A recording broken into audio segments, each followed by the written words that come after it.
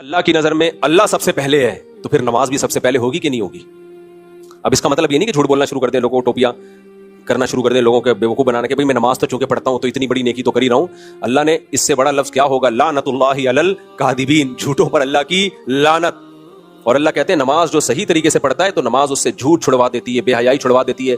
جو نمازی نماز پڑھ کے بھی جھوٹ بولتے ہیں، لوگوں کے ساتھ بدسلوکی کرتے ہیں، بد اخلاقی سے پیش آتے ہیں، تو وہ نماز کی ایک فارمیلٹی پوری کر رہے ہیں، ایک فرض پورا کر رہے ہیں، نماز کو نماز سمجھ کے پڑھ نہیں رہے۔ کیونکہ نماز ایسا اللہ سے ریلیشن مضبوط کراتی ہے کہ پھر انسان کو ہر وقت اللہ کا دھیان رہتا ہے، اور جب اللہ کا دھیان ہر وقت رہے گا انسان اپنے آپ کو سپیریئر سمجھے گا ہی نہیں۔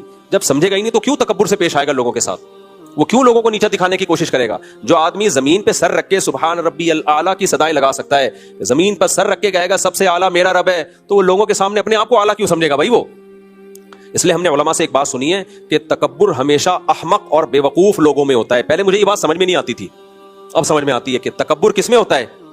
انتہائی درجے کے بے وقوف اور انتہائی درجے کے احمق۔ کیونکہ جو عقل مند لوگ ہوتے ہیں ان کو اپنی اوقات پتہ ہوتی ہے، بے وقوف آدمی اوقات بولتا ہے ہمیشہ اپنی، عقل مند کو پتا ہے یار ہماری کیا اوقات ہے، اگر دولت ہے ہمارے پاس چھننے میں کتنا ٹائم لگتا ہے۔ لیبیا کے صدر کو دیکھو، ارب پتی آدمی تھا، جب حالات چینج ہوئے کوئی کھانے کا پوچھنے والا نہیں تھا اس سے، شہزادوں کو۔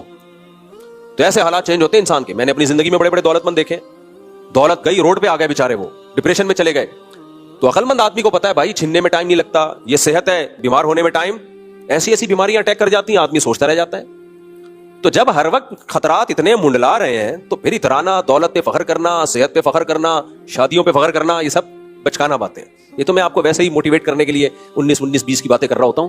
تو لیکن کوئی چیز فخر کرنے کے قابل نہیں ہے بھائی۔ حضرت حکیم الامہ مولانا شرف علی تھانوی رحمہ اللہ نے کس کی بڑی پیاری مثال دی ہے۔ انہوں نے فرمایا دیکھو کوئی ایک آفیسر بیٹھا ہوا ہو اور ماتحتوں کے سامنے بڑی شو مار رہا ہو، اور یہ میں یہ ہوں میں یہ ہوں، بڑا آفیسر آتا ہے تو اس کی اپنی حیثیت 2 ٹکے کی نہیں رہتی، یہ خود یس سر جی سر جی سر، ان کی مثال کو میں اپنے الفاظ میں بیان کر رہا ہوں، یہ خود کیا شروع کر دیتا ہے؟ یس سر جی سر، یس سر جی سر۔ اب بڑے آفیسر کے سامنے یہ پھوپھا نہیں ظاہر کرتا ہے یہ تمہاری ایسی کی تیسی، وہ بھائی وہ بڑے آ گئے، وہ اب ہمارے باپ ہیں، وہ کون ہے؟ اب ان کی طرف توجہ کرو۔ تو فرمایا کہ ایمان والے کو ہر وقت احساس رہتا ہے کہ بھائی سپیریئر کون ہے؟ اللہ۔ تو کسی کے سامنے دھونس جمانے سے پہلے، تکبر کرنے سے پہلے دیکھتا ہے بھائی میں جو کچھ ہوں کس کی وجہ سے ہوں؟ اللہ۔ تو اللہ نے مجھے یہ سب کچھ بھیک میں دیا ہوا ہے، میں اتراؤں گا، تکبر کروں گا، دوسرے کو نیچا دکھاؤں گا تو اللہ دیکھ رہا ہے بھائی وہ مجھ سے یہ نعمت چھین سکتا ہے۔